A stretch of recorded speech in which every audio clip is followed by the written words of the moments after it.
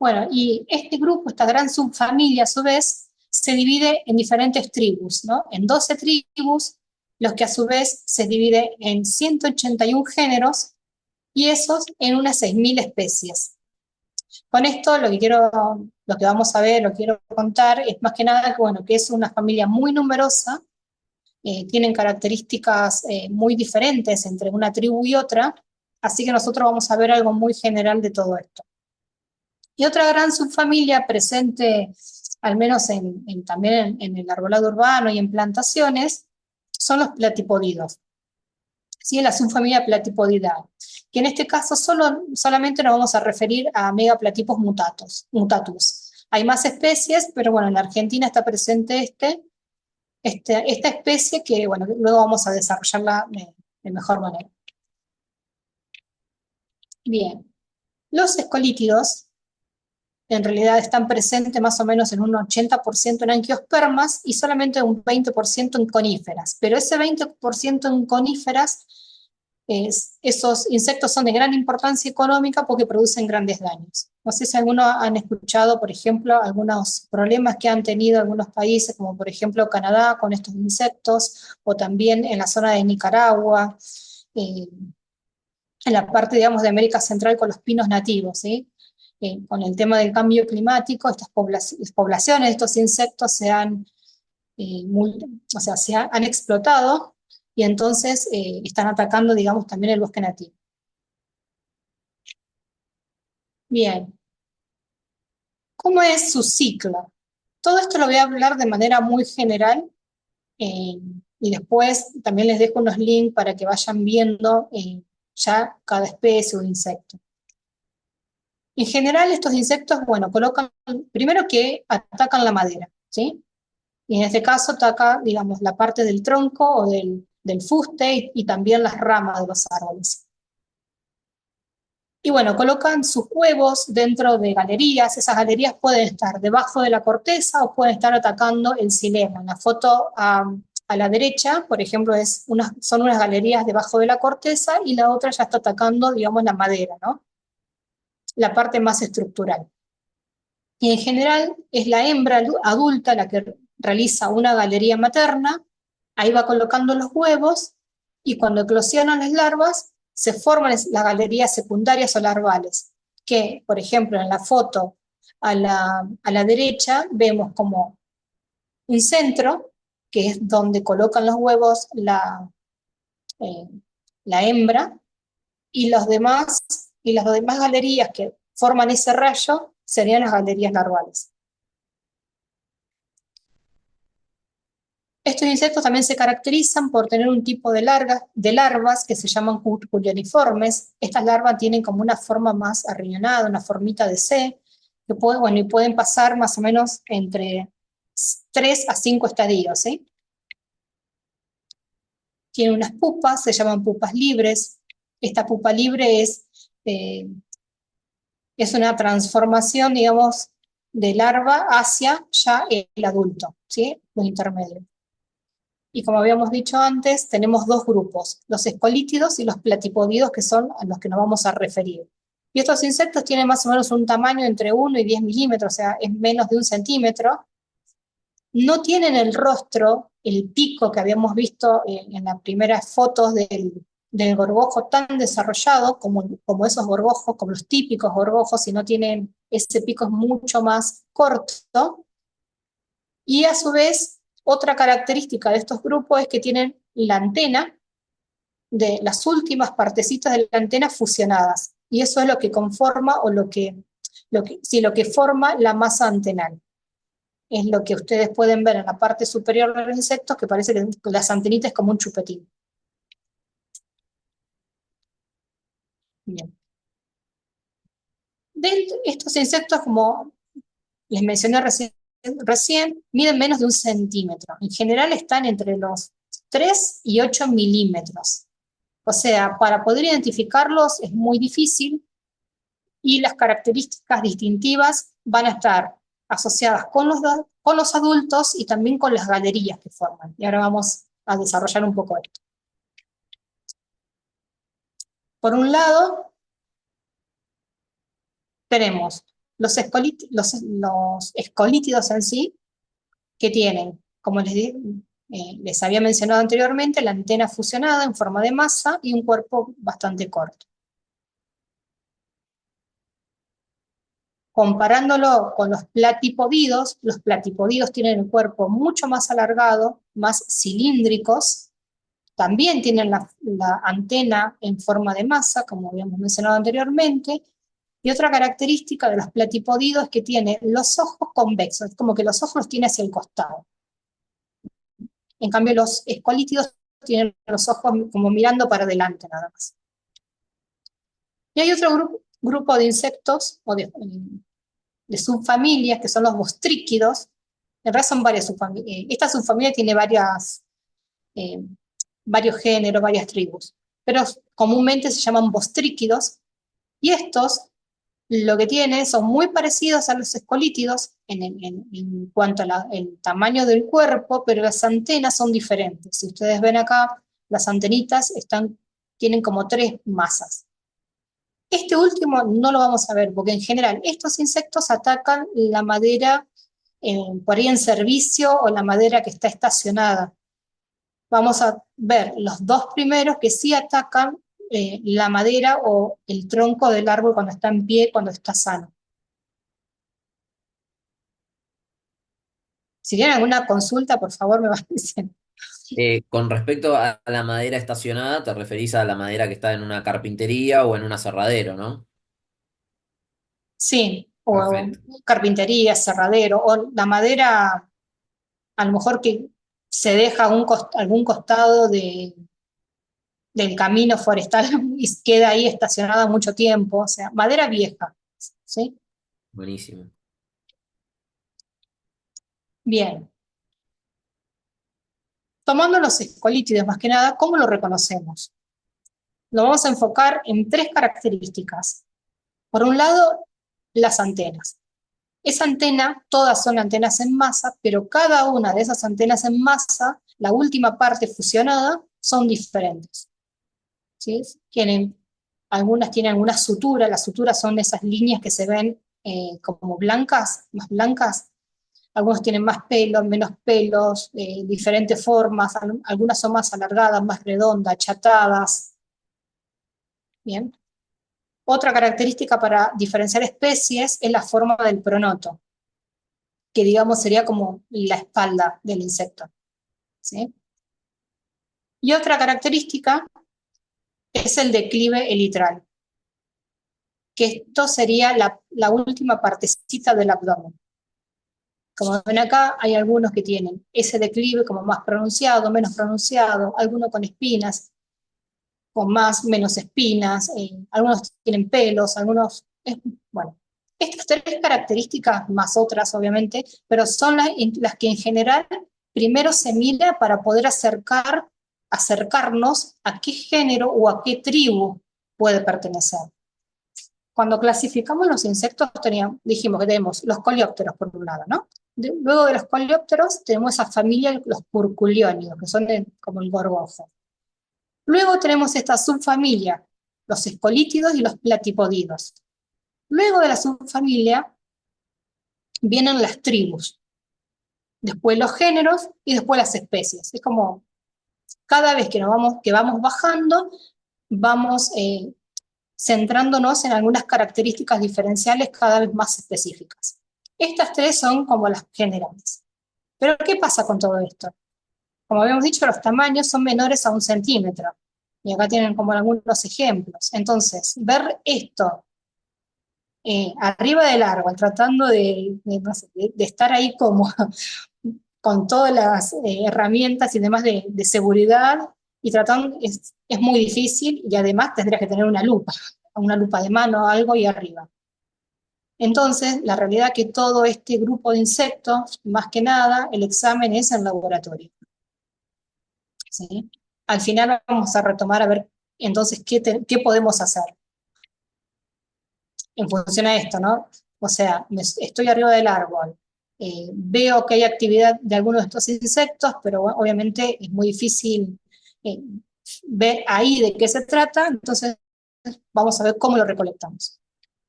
Bien, Y otra característica, sí, otra característica es distintiva, son las galerías. Cada uno de estos insectos hacen galerías de diferentes formas. Acá ven en estas fotos, son diferentes ejemplos de galerías, pero esas galerías pueden estar ubicadas en dos lugares, o debajo de la corteza o en la parte central del tronco, ¿sí? En el xilema, en la madera. Bien, repasando un poquito las partes de la madera, podemos ver. No sé si ven el cursor ustedes. Sí, se ve. Sí, lo vemos. Bien, entonces vemos, en la parte esta, algunos insectos están en esta zona, ¿no? Y Creo acá que le tenemos, puedes, ay, creo que le puedes poner láser si está ahí en la plumita. ay, a ver, puedo hacer cualquier cosa. Eh, no sé cómo hacerlo, ¿no? No, está bien, sí Ahí se ve. va. Bien, la parte del cinema, digamos, es la parte de sostén, ¿sí? Tiene funciones de sostén. La parte que está marcada acá como el cambio y el floema es la parte viva del árbol. Entonces, tenemos algunos insectos que van a estar más que nada en la parte de sostén, en la madera, que dijimos, a este grupo se le llaman escarabajos de ambrosía, y vamos a tener otro grupo que va a estar atacando más que nada en la parte de la corteza. Y a esto se le llaman justamente escarabajos de la corteza o descortezadores, ¿sí? Tanto los escarabajos de ambrosía como de la corteza pueden ser platipodidos o pueden ser escolítidos, como vimos al principio, cómo se clasificaban estos insectos según sus características morfológicas. Bien. Entonces, yendo a los escarabajos de ambrosía, ¿sí? También llamados ambrosía beetles. Estos escarabajos en general son taladradores, o sea, van a estar atacando en la parte del xilema, en la parte de la madera. Y a su vez también lo que tienen se llaman de ambrosía porque están asociados con un hongo, ¿sí? Tienen simbiosis con un hongo del cual se alimentan. También se los llaman los farming, o sea, como insectos que cultivan ese hongo y, bueno, de ese hongo también se alimentan sus larvas y los llevan también asociado a ellas a través de los micangios. Micangios son, si pueden, como ven en la foto de la inferior a la izquierda, estos insectitos tienen como unos aparatos, unos órganos especiales en donde llevan las esporas de ese hongo simbionte. Entonces, cuando llega al árbol hospedante, hacen los orificios de entrada, no solamente entra el insecto, sino que también entra, digamos, esa espora, y entonces el hongo también se empieza a desarrollar. Y ese hongo se va desarrollando, va creciendo, y cuando ese insecto que ingresó ya puso los huevos y eclosionan las larvas, esas larvas se alimentan de ese hongo. Bueno, y en esta figura lo que queríamos, dijimos que estos insectos atacan la parte del xilema. ¿Qué sucede? Las hembras van hacia el xilema, hacen una galería de entrada y se dirigen hacia el xilema. A su vez también lo que se pueden ver son tubitos de aserrín. ¿Por qué? Porque limpian esa galería. O sea, ponen también los huevos y van limpiando esa galería, van sacando esos tubitos de aserrín y desechos. Las larvas, Nati, el tubito sí, de azarrín se ve que sale del árbol por el orificio. sí. Ah, Ahora después lo buenísimo. vemos, pero está en la foto, no sé si se ve muy bien. Sí, En se esta llega a ver foto que se ven salen. tubitos, esos tubitos de Mirá, aserrín. perfecto. Bien. Esas hembras siguen, como había dicho al principio, siguen perforando, haciendo galerías hacia el xilema, ahí colocan los huevos, dejan las esporas, y bueno, y ahí en ese lugar también se desarrollan o se eclosionan las larvas, que también se alimentan de ese hongo de ambrosía, y también van haciendo las galerías. O sea, ese hongo de ambrosía lo que hace es tapizar toda la galería, que es la foto, la primera foto. ¿sí? En este caso, por ejemplo, es un hongo donde el micelio es de color blanco. Hay otros hongos donde son más oscuros, ¿sí? Depende un poco de la especie y del hongo. O sea, no, ese hongo simbiótico con el cual se asocia el insecto no es siempre de la misma especie. Son diferentes especies de hongos para las diferentes especies de insectos y, y bueno, y esas diferentes especies de hongos tienen también, obviamente, sus características diferenciales. Bueno, que ahí Mónica la tiene mucho más clara. Bien. Y luego, cuando los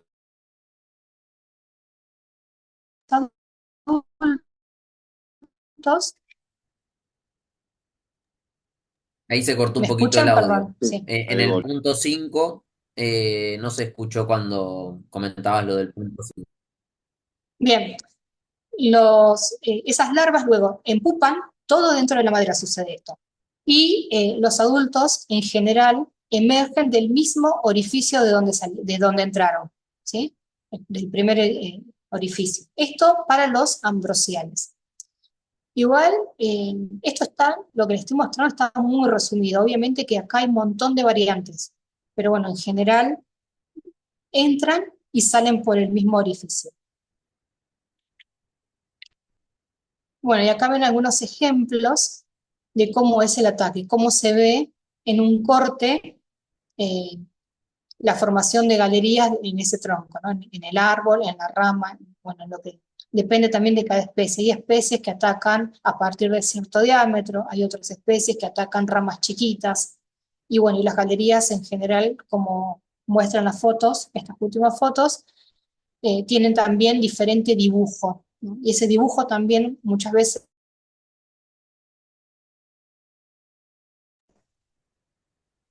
Ahí se cortó un poquito, profe. Sí, no sé, bueno, simplemente decía que también estos dibujos de las galerías, esas formas diferentes, es diferente, es una característica diferencial que también permite diferenciar, obviamente, diferentes especies de insectos. Le hago una consulta. ¿Cuál es el origen de esta plaga? ¿De dónde es originaria? Originarios. Acá lo que estamos, voy un poquito para atrás, no, o me quedo acá. Acá lo que estamos viendo son, cuando hablo de escarabajos de ambrosía, es un gran grupo. Dentro de este gran grupo, no recuerdo los números, vamos a suponer que son 2.000 escarabajos. Estos 2.000 escarabajos pueden ser nativos, pueden ser originarios de Asia, originarios de Europa, de Norteamérica, están distribuidos en todo el mundo, ¿sí? Nosotros tenemos como nativos solamente uno, que es Megaplatypus mutatus, que ahora después más adelante lo vamos a ver, y por eso en Platypodido solamente mencioné ese. Pero en general, estos insectos han ingresado, más que nada, obviamente, por el comercio internacional, por ahí los pallets, la madera no tratada, y los primeros lugares donde siempre son aquellos lugares cercanos a los puertos,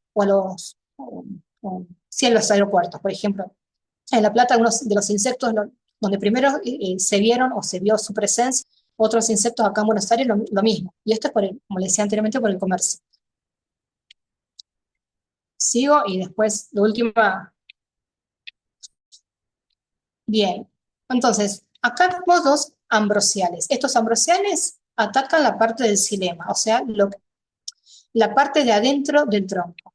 Y ahora vamos a los otros que atacan la parte de la corteza, ¿sí? Debajo de la corteza, que son los escarabajos justamente de la corteza o de corteza gruesa. Estos escarabajos en general son monófagos, o sea, atacan o a una sola especie forestal o a un grupo parecido, de una misma familia. Como decía, hacen las galerías debajo de la corteza y muchas veces están asociados con un hongo que el grupo de los ofiostomastales, que lo que hacen es esa mancha azul. Pero no se alimentan del hongo, simplemente están con ellos, conviven. No es como los anteriores, que sí comen o se alimentan del hongo. Estos no. Estos se alimentan de la madera, de lo que van, como ven en la figura primera, ahí se ven las galerías, y bueno, y se ve toda la parte donde la larva va comiendo, ¿no? Alimentándose. Lo importante de esto, o diferenciar para diferenciarlos con los anteriores, es que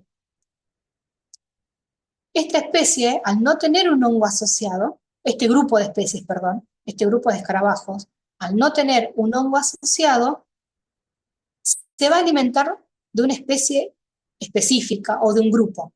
En cambio, los otros, que en realidad se alimentan del hongo asociado, de la ambrosía, del hongo de ambrosía, como se alimenta del hongo, no le importa mucho en qué especie esté. Entonces los otros en general son polífagos, ¿sí? Los que vimos anteriormente. Y estos, como no tienen ese hongo, son monófagos. ¿Sí? ¿Sigo? Entonces, estos, como dije anteriormente, viven debajo de la corteza. Entonces las hembras entran, barrenan todo el floema, como se ve en este dibujo, hacen galerías justamente en la zona debajo de la corteza, en la parte viva del árbol, ahí colocan sus huevos. Cuando eclosionan las larvas, realizan también en esa misma zona galerías secundarias, y estos dibujitos muestran cómo son esas galerías, ¿sí? En esa zona debajo de la corteza, y también pueden tener diferentes dibujos. Esto sí es factible de poder verlo, porque puedo llevar algún tipo de cuchillo o algo, desprender un poco la corteza y podemos ver debajo de la corteza a los insectos y a lo mejor la forma de la galería y tomar alguna foto. Y bueno, y una vez también que esa larva empupó y emergen los adultos, en general, estos adultos salen por otros orificios, nuevos orificios. No utilizan el orificio de entrada. Estos ¿Sí? nati nos lo encontramos nosotros mucho en eucalipto. Eh, Muchas veces cuando encontramos un eucalipto seco, sacamos corteza y encontramos estas galerías. En eucalipto lo suelo ver bastante, seguro que todos los que trabajan acá también con eucalipto, que son... Que también es un descortezador, como este grupo, pero bueno, no es un escarabajo de los que estamos hablando ahora, está en otro grupo, es un cerambícido, es mucho más Bien, bien, grande, bien. mide hasta 2, pero sí tiene como esta misma estrategia de vida, por decirlo de alguna forma, que es justamente vivir debajo de la corteza y alimentarse de, digamos, de la parte viva del árbol. Y justamente viene bien el ejemplo de Foracanta, porque como saben, se alimenta solamente de eucaliptus, no se alimenta de otras especies, no se alimenta ni de pino, ni de casuarina, ni de magnolia. ¿Por qué? Porque es un escarabajo de la corteza, entonces es un monófago. Entonces necesita todo para esas especies, no para, y no come, o sea, no tiene el hongo como los otros para alimentarse.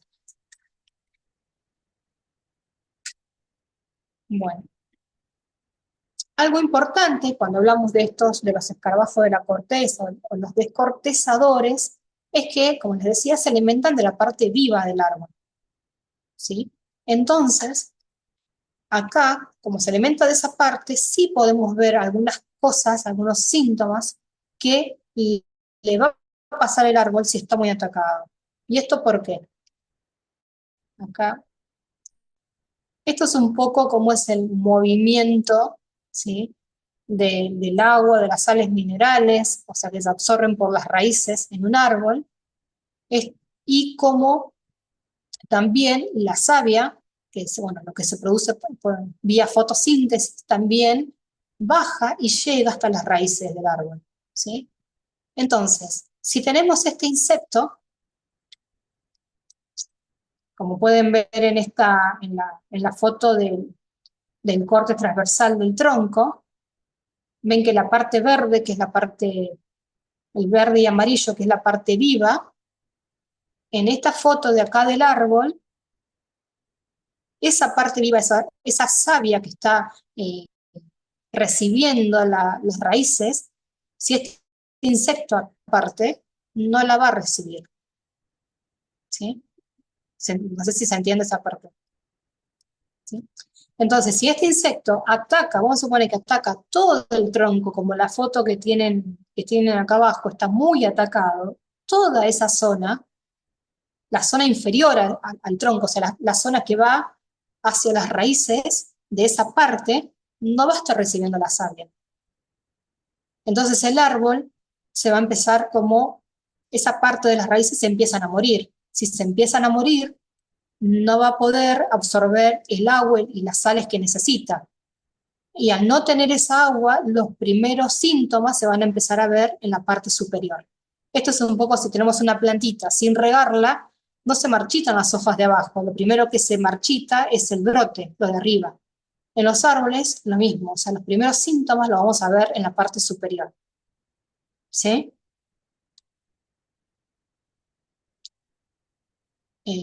¿Sigo? No sé si quieren.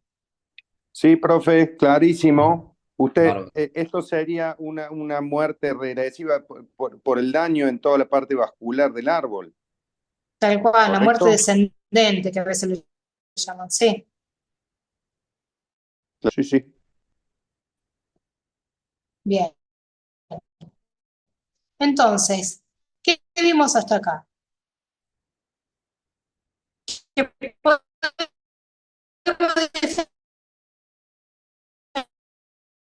diferenciar y agrupar a los escarabajos por diferentes características.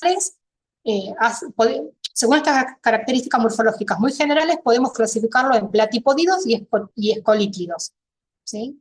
Habíamos dicho que los Nancy, platipódidos, ¿sí? disculpa, una pequeña interrupción antes. Sí. Moni, bueno, sí, Moni debe ser, preguntan, para saber si es monófago, solo que identificamos la especie, es una pregunta.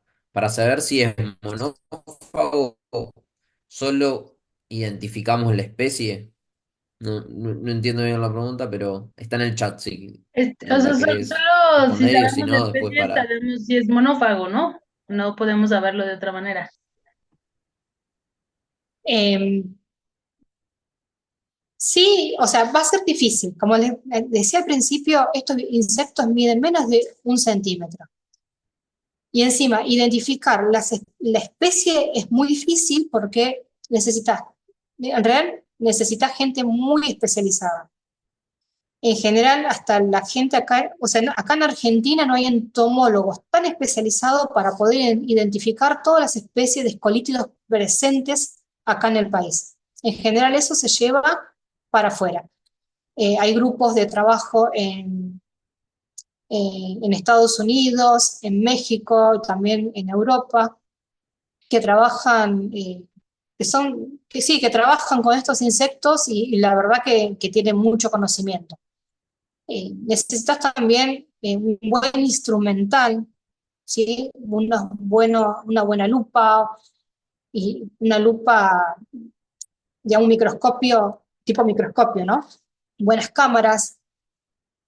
Y a su vez también, esto ahora más que nada se hace todo molecular en general. Pero también para hacer molecular muchas veces eh,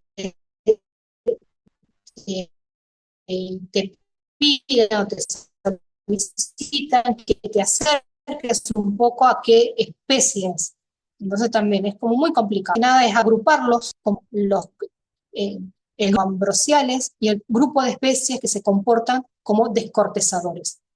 Entonces, si no importa a lo mejor si no sabemos la especie, pero si sabemos que es descortezador, que eso sí lo podemos ver, como decía, como hacen la galería debajo de la corteza, se puede levantar la corteza y ver si están ahí, o si la galería está ahí, sabemos que es un descortezador. Y en general los descortezadores son monófagos, en general. Todo esto siempre tiene sus pero, si esta especie a lo mejor se comporta diferente y así, ¿no? Y si vemos un orificio, levantamos la corteza y vemos que ese orificio no tiene una galería debajo de la corteza, sino que sigue para adentro, entonces muy probablemente sea un ambrosial, sea estos insectos que cultivan dentro de la madera el hongo. Y seguramente, entonces, en ese caso va a ser polífago, se puede alimentar de varias especies. No sé si quedó claro, perdón. Sí, muchas gracias. Entonces, teníamos, por un lado, los platipodios y los escolítidos. ¿Sí? Ahí va, ¿eh? Ahí no está funcionando, ahí está. Después, si vemos algunas características morfológicas más específicas y algunas características biológicas, ya podemos adentrarnos en las tribus, en los géneros, en las especies. Ya miramos eh, las diferencias entre cada insecto dentro del grupo de los escolítidos, vemos sus galerías. Y si a su vez también le sumamos esas estrategias de vida, entonces ahí lo agrupamos en escarabajos de ambrosía y en escarabajos de la corteza. Como les decía anteriormente, en escarabajos de ambrosía o en escarabajos de la corteza, es a los fines de ser manejo hasta que ese insecto que recolectamos lo hayan podido identificar en algún lado. En el mientras tanto, sabemos, bueno, listo, es un escarabajo de la corteza, entonces me va a causar estos problemas en el árbol. Y bueno, y los escarabajos de la corteza, ¿qué tipo de especies prefieren? Prefieren especies que están bajo estrés, estresados en general. Entonces, si estos escarabajos de la corteza prefieren especies de árboles que están estresados, entonces voy a saber en primera instancia que tengo que hacer algo para mejorarle la calidad del sitio de ese árbol. ¿Sí? Es un poco por ahí cómo nos podemos manejar con este grupo. Bien. Entonces, ¿qué vemos en el árbol? Cuando son los escarabajos de ambrosía, que como dije pueden ser platipodidos o pueden ser escolítidos, los síntomas en la copa no son muy evidentes, sino que se visualizan más que nada esos problemas en el tronco. ¿Sí? Se van a ver pequeños orificios circulares, en algunos casos se ve una chorreadura, los tubitos de aserrín, no se ven galerías debajo de la corteza, entonces puedo sacar un poco de corteza y verificar que no se vean galerías. Entonces seguramente son los escarabajos de ambrosía. En cambio, si son los escarabajos de la corteza, como dijimos, y alguien también comentó, uno de ustedes, lo que se va a ver es una clorosis, un marchitamiento por un patrón descendente, tal vez una defoliación,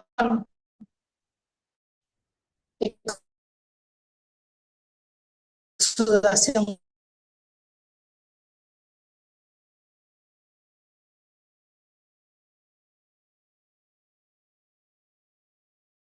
gomosa, pequeños orificios también circulares, y debajo de la corteza, sí o sí, esas dibujos.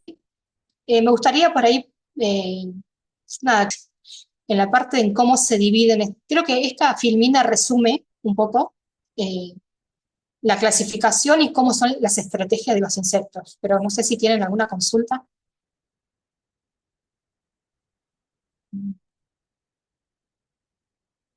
¿Alguna persona que quiera hacer una consulta ahora? Si no, yo creo que está bastante claro, profe. No sé si alguien quiere preguntar algo, si no, me parece que podemos continuar. Bueno, entonces ahora vamos a ver algunas de las especies que podemos encontrar en Argentina. Algunas están más que nada en plantaciones, otras en arbolado urbano, ¿no? La realidad también es que como no hay muchos estudios, y como les decía, es un grupo muy complejo para poder identificarlos, tampoco sabemos, a lo mejor lo tenemos, las que decimos que están en plantaciones, a lo mejor están acá también en arbolado, digo acá, yo estoy acá en Buenos Aires, están acá en Ciudad de Buenos Aires y no estamos tampoco enterados. Entonces, bueno, ahí vamos. En primer lugar, vamos a ver a Megaplatypus, que como les dije al principio, es el único que mencioné, hay muchas más especies, pero como en Argentina es más común y es Megaplatipos mutatus, vamos a referirnos solamente a este. O sea, es nativo de acá de Sudamérica, es silomicetófago, tiene un hongo asociado, que es el Rafaela santoroi. Este hongo tiene un micelio negro, por eso cuando ven las galerías de este insecto van a ver, obviamente, galerías oscuras. Es polífago, se encuentra tanto en maderas duras como coníferas, o sea, tanto también en especies nativas como en especies exóticas. Por ejemplo, se lo menciona en Araucaria angustifolia. Muy importante de la Megaplatipus es que ataca árboles sanos, perfectamente sanos. Todos los demás, o casi todos los demás, atacan árboles estresados. Solamente este ataca árboles perfectamente sanos, que no tienen ningún factor de estrés. Y también lo que elige son diámetros mayores a 15 centímetros. Y bueno, y acá en este caso el que comienza la colonización es el macho.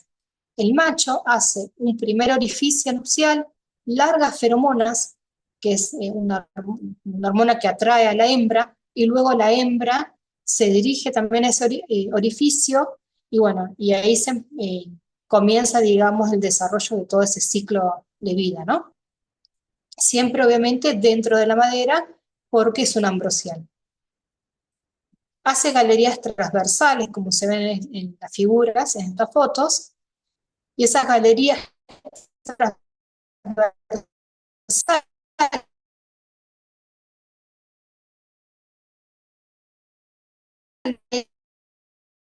es lo que hace, como les había mencionado al principio, si esa zona está llena de estas galerías transversales, obviamente se va a ver afectada. Entonces, muchas veces, ante un viento fuerte, es el lugar donde se quiebra, ¿sí? Lugar de quiebra.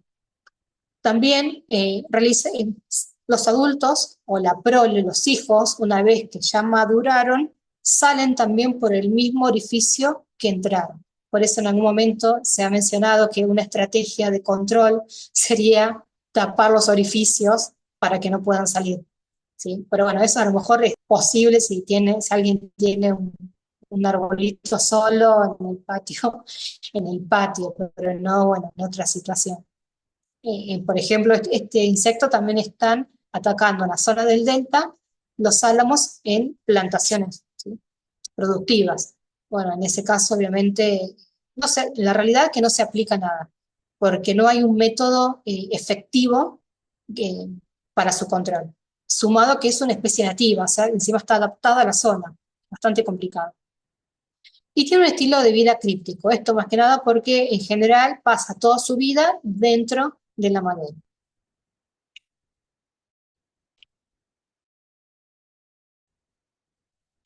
Bueno, y acá eran un poco los ejemplos que vimos al principio de cómo se ven, cómo se verían en arbolado urbano. Y bueno, estos son diferentes ejemplos, por ejemplo, en plátano, magnolia, en casuarina. También ataca a los frutales, es un problema en la zona de producción del valle, la zona del valle, con los manzanos, los perales. Y bueno, lo que se ve más que nada es cuando el adulto hace esa primer galería, se ve una chorreadura. Luego también podemos ver el acerrín, o sea, cuando empieza la galería de entrada, digamos, se ve ese acerrín, que es un acerrín mucho más grueso, un acerrín que está más limpio. En la otra foto esto sería en realidad es un debobinado y donde justo quedó una galería expuesta. Bueno, en la parte de abajo también pueden ver las galerías transversales y cómo justamente este tronco, no sé si es un tronco, una rama, perdió estabilidad o se cortó, se quebró en ese lugar. Y bueno, y el acerrín de las larvas, acuérdense que también estos insectos limpian sus galerías, es un acerrín mucho más fino y más sucio. Bueno, después tenemos otro grupo de insectos. Estos ya son escolítidos. Como les había mencionado, dentro de los escolíptidos hay un montón de especies, casi unas 6.000 especies, y una de las tribus más numerosas son la tribu de los Sileborini. Esta tribu de los Sileborini tienen como dos características diferenciales. Por un lado tiene una simbiosis obligada con hongos xilófagos, que son estos hongos de los cuales se alimentan también las larvas. Y por otro lado tiene una endogamia extrema.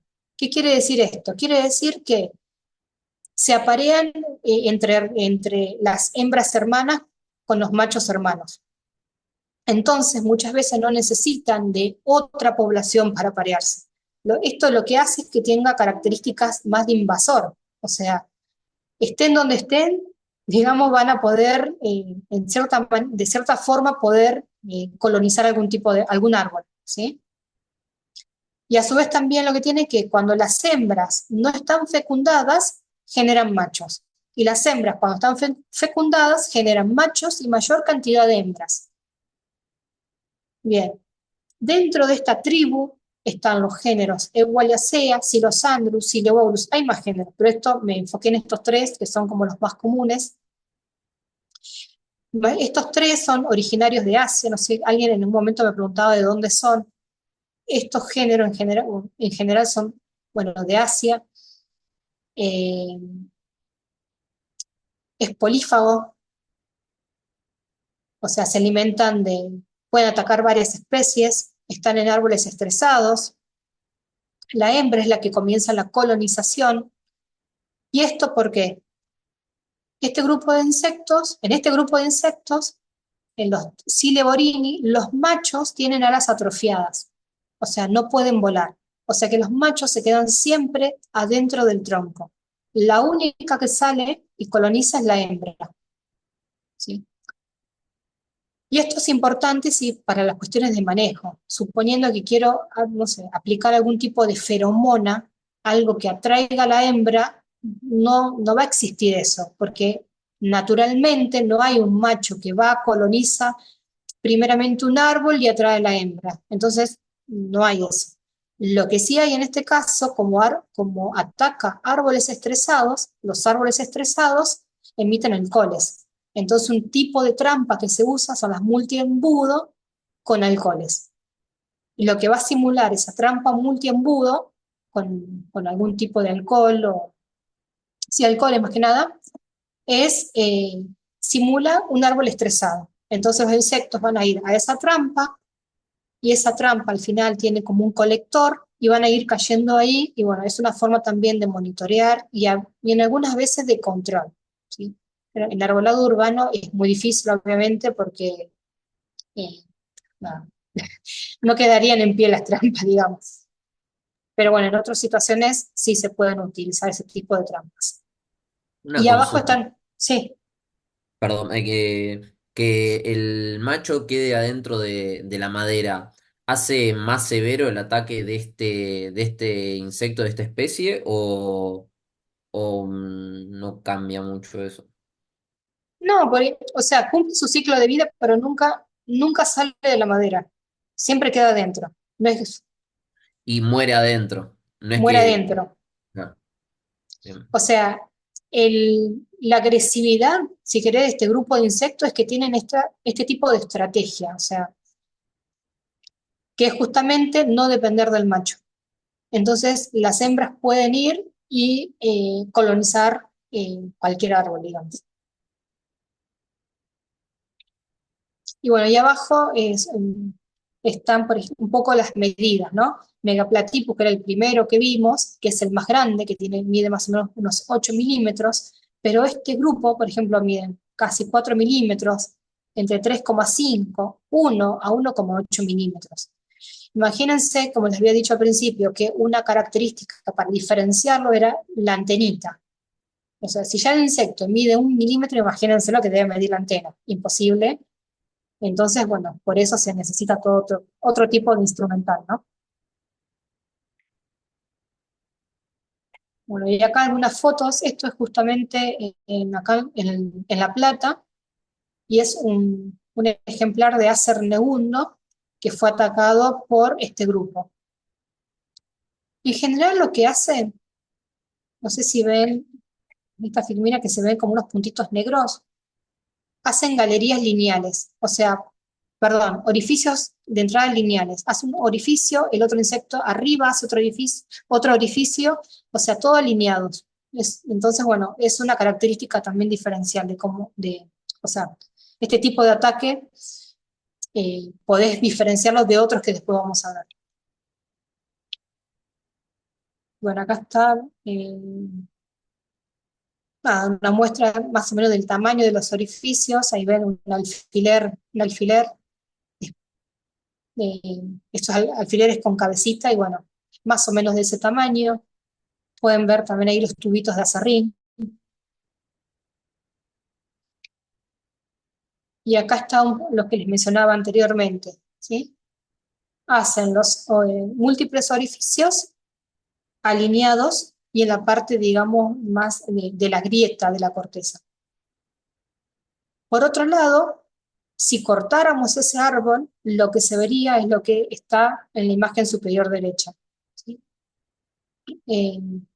Causan como ese manchado en forma así como de engranaje. Eso es algo característico. Y abajo lo que se ven son esas galerías en el xilema, ¿sí? En el interior. También están tapizadas de negra porque el hongo es oscuro. Y esto, bueno, son algunas, dentro de esta tribu, son algunas de las especies también presentes acá en el país. Si ven las tres primeras, son como iguales, básicamente, son muy parecidos. O sea, mirándolo a simple vista, la forma, el tamaño por ahí varía un poquito, pero son muy similares. Bueno, entonces tenemos Silosandros crassiusculus, Ewaliacea interjectus, Ewaliacea fornicatus. La verdad que fornicatus trae grandes problemas. Está presente más que nada que en México está presente y causa problemas en los cultivos de palta. Y bueno, pues Sileborus ferrugineus, hace mucho tiempo que está acá, presente en Argentina, y Sileborinus sanexesi. Bueno, este también está presente atacando más que nada en pino y en el norte de Mesopotamia. Pero lo que quiero, por lo menos, Ewaliacea fornicatus y los dos Ewaliacea fueron identificados acá en provincia de Buenos Aires. Y fornicatus en Cava, justamente. Bueno, pero más que nada en plantaciones, pero eso no quiere decir que también no estén en alguna especie en arbolado urbano. Otra especie muy común es el escolito, el taladrillo.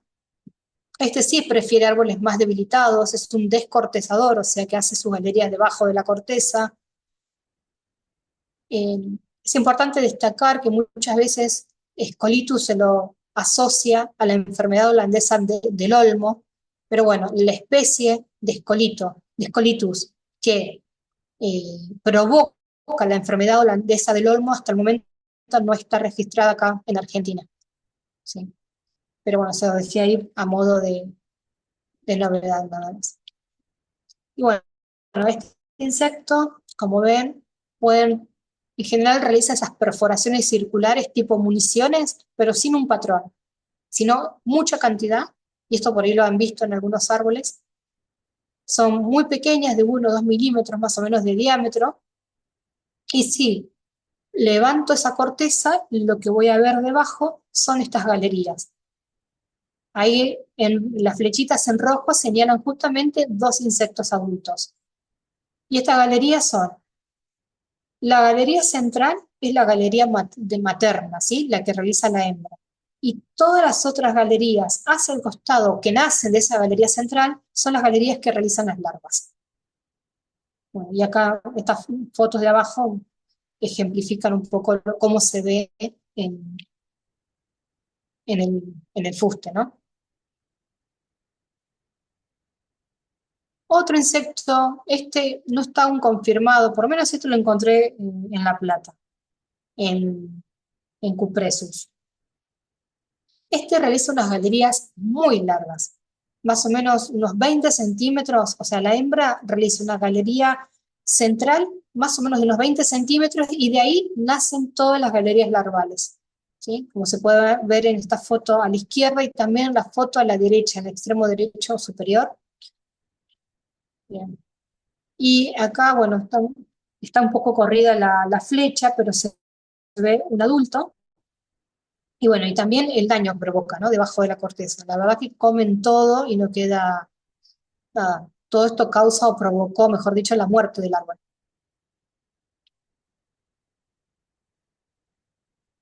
Otro presente, pero esto está más que nada en plantaciones de pino en Mesopotamia, así que tal vez también esté más al norte, son los Orthotomicus cerosus.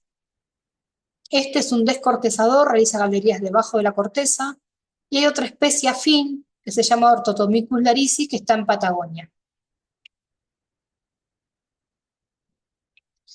También ataca árboles estresados, pero por lo menos en España mencionan que pueden atacar árboles sanos cuando la población de este insecto es muy alta.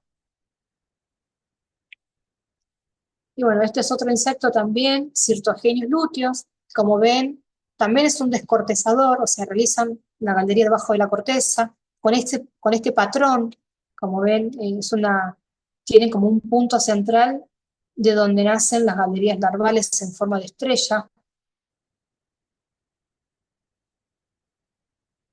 Bien, bueno, hasta acá vimos algunos ejemplos de los insectos, y bueno, por ahí también Tomás me decía, bueno, si encuentro algo, ¿dónde lo denuncio? Por un lado tenemos lo que se llama el SINAVIMO, que está en SENASA, que es justamente el Sistema Nacional de Vigilancia y Monitoreo de Plagas. Y bueno, y acá, si entran a la página, pueden encontrar también una base de datos y pueden encontrar algunos ejemplos o fichas de las especies. Por otro lugar, cómo se puede hacer la colecta de las especies o de las muestras de los insectos. Bueno, estos hay que colocarlos en frascos con alcohol al 70%, siempre identificando la fecha, lugar de recolección, la especie forestal y bueno, cualquier otro dato de importancia. Si alguien tiene alguna lupita y puede ver el insecto, hacerse como acá una nota, un dibujito de qué características uno puede identificar como, nada, como que sobresalen. Bueno, es un poco el dibujito que está acá a la derecha. Y a la izquierda, perdón, a la izquierda y a la derecha, estos son los tubitos, no sé si lo conocen, Eppendorf, que bueno, se utilizan, como son pequeños, son más o menos de 2 centímetros, y se cierran bien, se utilizan para recolectar las muestras. Bueno, hasta acá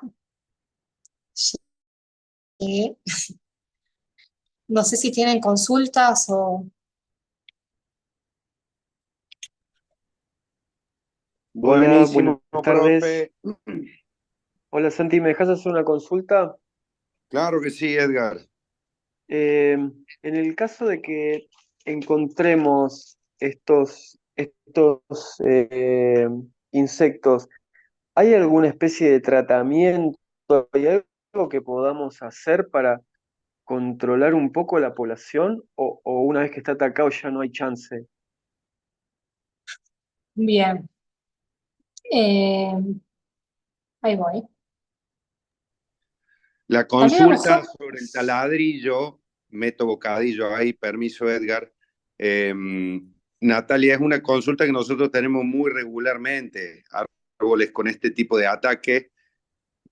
Y bueno, todo el tema de la posibilidad de la endoterapia, la utilización de productos como imidacloprid, inyecciones, pastillas. Hay como mucho mito alrededor de eso. Capaz que vos nos puedes ayudar a ver, a darle un marco más técnico a la cuestión. bien. Yo la verdad que veo más, o sea, me oriento más siempre a plantaciones forestales. En plantación forestal, cuando están estos problemas, y en general no se hace mucho, en la realidad. Simplemente si el árbol está muy afectado y sé que puede ser como un punto de dispersión de la plaga, por ahí es preferible sacar el árbol y destruirlo, ¿sí? Pero bueno, estamos en otro contexto. En el contexto de arbolado, eh, y es complicado, porque muchas, o sea, si estamos tal vez un árbol en algún campo, en la casa de alguien, ahí sí se podría aplicar algo, pero, por ejemplo, los insectos, los ambrosiales, están dentro de la madera, ¿sí? Llegar hasta ese lugar es muy complicado. Y con la aplicación, de algún producto sistémico, Pero el hay, producto hay, Para lo que hay sistémico, están, trabajos hay trabajos sobre esto. ¿Vos tenés algún tipo de experiencia de tratamiento? Claro, Santi, no, perdón, ¿puedo acotar algo? El tema Sí. que una vez que llegan a la madera, al xilema muerto, ahí ya no hay nada que hacer. El tema es conocer bien el ciclo, tal vez, y agarrarlo justo en el momento que está atravesando la parte viva del cambio, tal vez. Ah, claro. No, lo que decís ahí, Santi, con algún sistémico, el único sistema vascular que vas a afectar, digamos, es el floema, ¿no? Y entonces, cuando el ambrosiano entró al xilema, a la madera de sostén que está muerta, ¿cómo haces para llegar hasta ahí adentro? O sea, está cultivando el hongo, ya está, que se instaló ahí. Lo que nombró Nati, igual vos, Nati, me dirás en ambrosianos que entran por una galería y después cuando salen a hacer el vuelo nupcial, o sea, a reproducirse de nuevo, salen por la misma galería. Lo que decía Nati era que se puede tapar con un palito ese agujerito, pero si es ambrosiano, si es descortezador, va a salir por otro agujero y no tiene sentido taparlo, digamos. No, sí, Nati, igual vas me a tapar corregirás. siempre y cuando sea un árbol 2, ¿no? Bueno, Obviamente, pero podría ser. aunque no lo creas, o sea, o que parezca una locura, porque capaz que nosotros lo pensamos a magnitud en escala forestal, 5 o 6 hectáreas, pero muchos clientes en el ámbito privado te piden el servicio ese de un mantenimiento o una solución para un ejemplar o para dos, tres ejemplares y con el trabajo que hacemos nosotros y con las herramientas que está, muchas veces hasta la última rama del árbol, hasta la rama más difícil de llegar del árbol, tenemos acceso por el método de trepa que tenemos, que usamos, que es por cuerdas. Podemos llegar a cualquier parte del árbol y podemos llegar a tapar esos agujeros. Bueno, es un trabajo súper meticuloso, pero en caso de ambrosianos, quizás como vos decís, puede ser tapar los agujeros para que esa plaga o ese insecto que entró no vuelva a reproducir su ciclo. Es un trabajo chino, claramente, pero bueno, estamos arriba del árbol y podría llegar a hacerse algún tratamiento por el estilo. En ambrosianos, ahora en descortezadores, ¿cómo sería? Por- Si hay algún producto que pudiese funcionar a nivel sistémico para atacarlo. Mira, ahí, En Megaplatypus, alguien ahí recién comentó también que es importante obviamente conocer eh, la época de vuelo. La época de vuelo y el momento en donde esa curva es mayor. Se han hecho, por ejemplo, en Megaplatypus se han hecho varias investigaciones, ensayos, del todo efectivos. Por un lado, por ejemplo, se han hecho aplicaciones de algún producto que sea de contacto para que si sale el insecto se muera y no pueda ir, digamos, a atacar a otro árbol. Respecto a controladores biológicos, también se ha tratado, pero bueno, tampoco no ha sido muy factible. se ha tratado también de desarrollar la feromona. Por ejemplo, Megaplatypus, como les decía, el macho es el que coloniza, o el que empieza la galería nupcial y emite las feromonas para atraer a la hembra. Bueno, pero tampoco o es muy caro también, entonces tampoco se ha producido, digamos. En cambio, y en descortezadores, el mayor problema es que están bajo estrés esos árboles, ¿sí? Y supongo, bueno, yo la verdad que no trabajo con productos, entonces no Bien. podría hablar mucho de algún tipo de producto, Disculpe, Mónica pero Martínez Hurtado pidió la palabra, me parece. Mónica, Mónica, sí. buenas noches. Hola, sí, yo quería preguntarte, o sea, en el caso de que sí son uno o dos árboles, bueno, intentas algo, pero hay algunos sitios, como decía el compañero, donde hay pues más de, no sé, 5 árboles de la misma especie que tienen este problema, o sea, cuando el tratamiento sea derribo de los árboles y hacer una especie de cerco en la ciudad, en un lugar donde tengan, pues muchos, pero no son hectáreas, ¿no? Pero si hay más de un ejemplar, ¿qué, cuál sería la forma correcta de hacer esos derribos intentando que haya la menor dispersión pues sí, de ejemplares a los aledaños? O sea, ¿hay algo que se pueda hacer como para minimizar la dispersión? Em, Supongo, lo digo así porque yo la verdad que no trabajo en la parte práctica de esto, ¿no? Pero bueno, vamos a suponer que son descortezadores, por ahí lo primero que se puede hacer es justamente descortezar el árbol, ¿sí? O sea, descortezarlo para que obviamente se mueran los insectos que estén ahí, ¿sí? Queden en la intemperie. Eh, y en realidad, yo hasta donde, disculpen, pero hasta donde yo tengo conocimiento, tampoco mucho se puede hacer a lo mejor en arbolado público.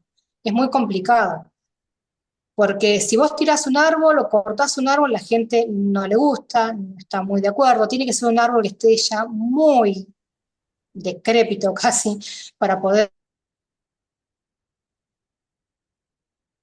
Profe, sí, para poder ay, extraerlo. Productos químicos es muy difícil usar y encima también acá, por lo menos en Argentina, no tenemos un listado de productos que se pueden utilizar para forestales, ¿sí?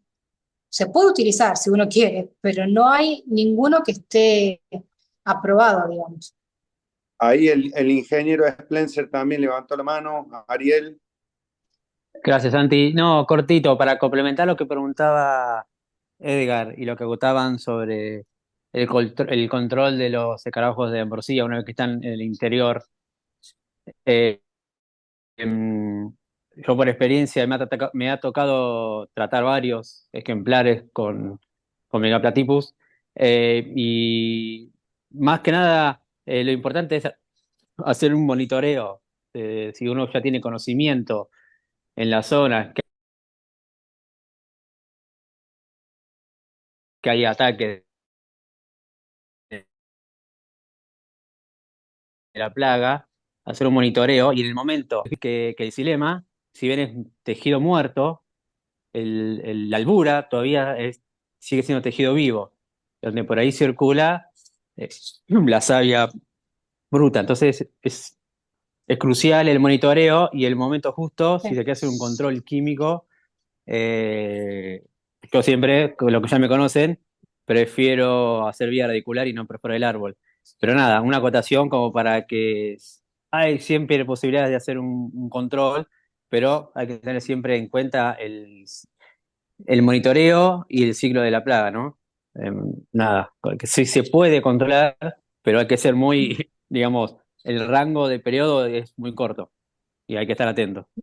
Y en arbolado urbano es muy difícil. La verdad que hacer aplicaciones con productos químicos está prácticamente prohibido y nada, y Capaz es que se complicado. podría pensar en algún agente fúngico, por ejemplo, algún tipo de hongo que lo parasite, En megaplatípus pero hay estudios de control biológico con entomopatógenos, pero es un el control biológico es muy lento. Ahí me Natalia imagino, me solamente debe imagino. conocer un poco el tema y es un tema muy lento, pero bueno, O nada, sea que esa pequeña acotación.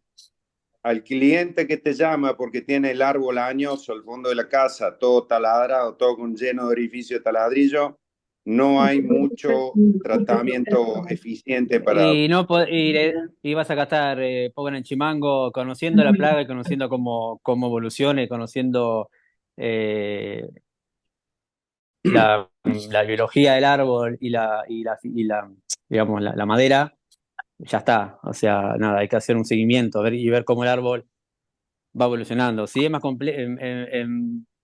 es más seguro hacer un control sobre los barrenadores de la corteza, que es mucho más accesible el control.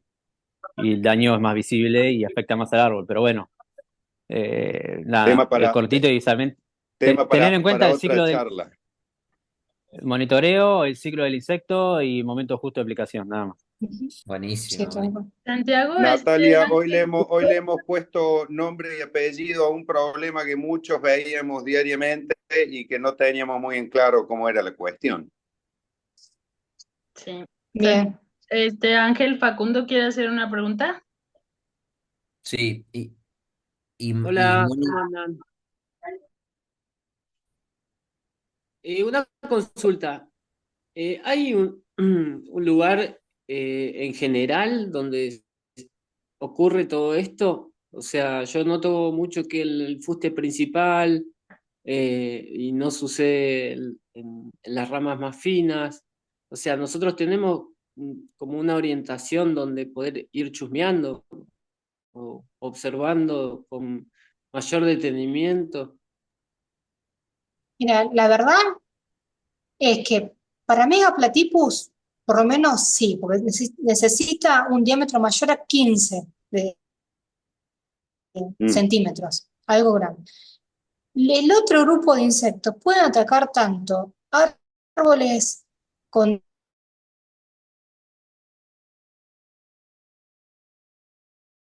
diámetros mayores.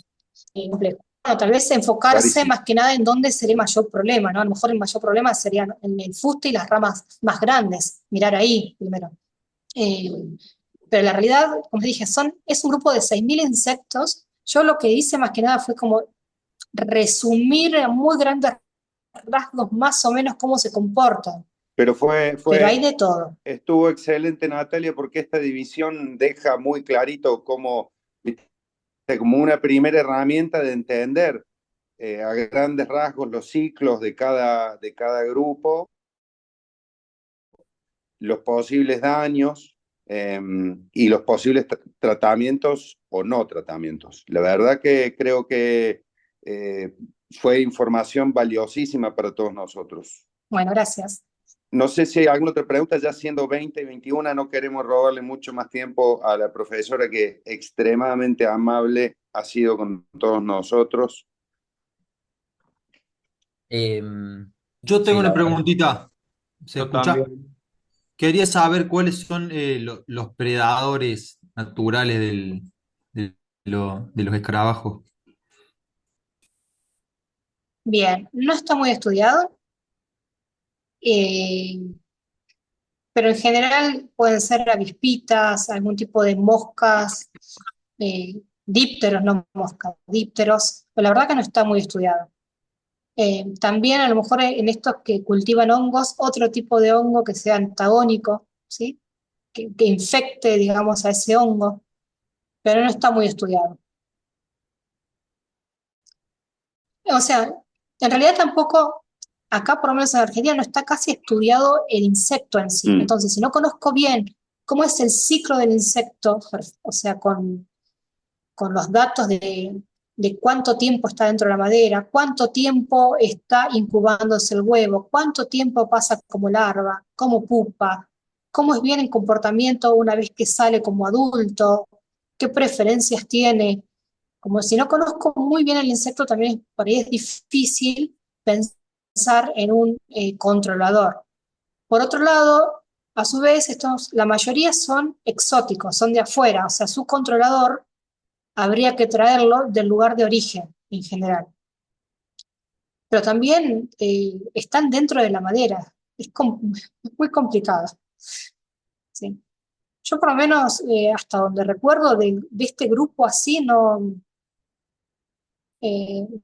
conozco algún trabajo que se esté haciendo para justamente ver cuáles podrían ser los controladores biológicos.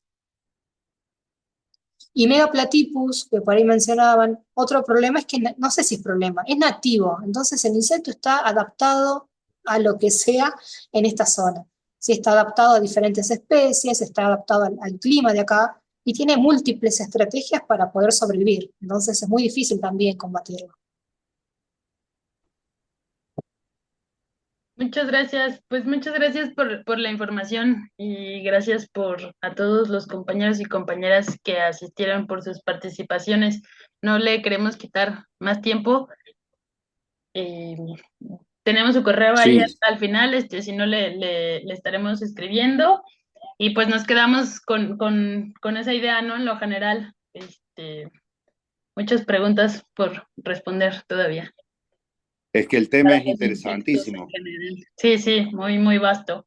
Y es muy interesante, digo, yo por aquí tenía un frasquito con unos 3 que agarré de diferentes árboles, por aquí tenemos problemas fuertes con descortezador, pero es muy difícil justo eso, no tengo una lupa, no tengo aquí un microscopio, entonces llegas a las características, te acercas, pero es muy difícil darle al grupo, bueno, yo medio le intento ver y no es difícil llegarle al grupo o más a la especie. Y de ahí conocer la ecología de cada uno de los insectos y la interacción con cada planta es un mundo. Pero muchas gracias, nos quedamos con bastante buena idea. Muchas gracias.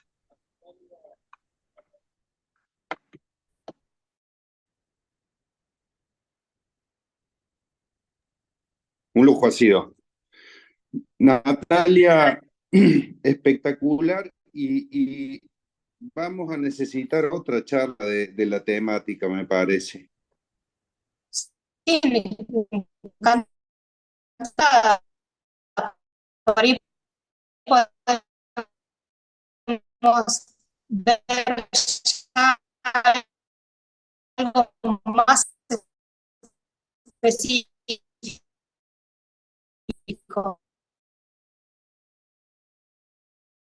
no sé, solamente ambrosiales o un grupo dentro, porque son, la verdad, muy extenso el tema. Tenemos En la semana que viene,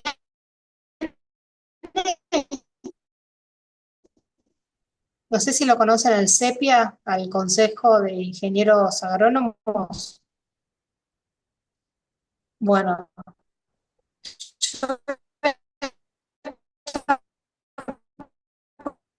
unos técnicos, unos especialistas de Uruguay, a tratar el tema escudo. del picudo de la palmera. Le paso a Tomás, porque creo que es abierta la charla, le paso a Tomás, se la junta Muchísimas con el problema. gracias. ¿Alguna duda más? Aprovecho de nuevo para agradecerle a Nati por el tiempo. Muchísimas gracias. Y a Mónica Totalmente. Murase, que también estuvo participando, y las dos participan de la Cátedra de Protección Forestal. Gracias por el tiempo. No, gracias a ustedes, más que nada por la invitación. Así que, bueno. Hoy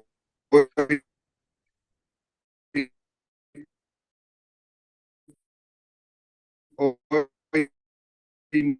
mucha gente se vuelve con información muy valiosa para encarar nos estamos que con Arbola. Eso para nosotros lo valoramos muchísimo. En PDF para que la tengan, así que bueno, cualquier cosa, bueno, a las órdenes, no hay problema. Natalia, Muchísimas muchísimas gracias. No, gracias a ustedes. ¿Vamos a Que poder tengan buenas disponer de la noches, grabación de gente. esta charla para subirla a la página? ¿Cómo? ¿Perdón? Si vamos a disponer de la grabación de esta charla para subirla a la página. Hola Rubén, ¿cómo Entiendo le que va? Sí, está grabado, está Moni, grabado. Moni grabó entiendo todo. que Mónica estaba grabando. Voy a, Ok, lo que, tomar por las dudas nomás, yo saqué muchas fotos de internet porque quería ser bastante, que no puse autor, porque no hice No hay tiempo de ningún, poner los autores, digo por las dudas. no hay No, no te absolutamente preocupes, ningún la problema. idea es, entiendo, bueno, Santiago lo dirá, pero es para compartirla acá internamente en el grupo, no tiene problema. O si quieres que modifiquemos algo, pues o no la pongamos, nos dejará saber. Sí la grabé, nada más, tuve algunos problemas con el internet, no sé qué tal vaya a salir, pero le echo un ojo y les dejo saber cómo terminó, ¿vale? Muchas gracias a todos. Muchísimas gracias, Bueno, Mónica. gracias. Que tengan buenas Gracias. Chao, hasta noches. luego. Saludos a todos. Buenas Gracias, noches, buenas noches. gracias. Gracias. Chao, gracias. Abrazo. Chao, hasta luego.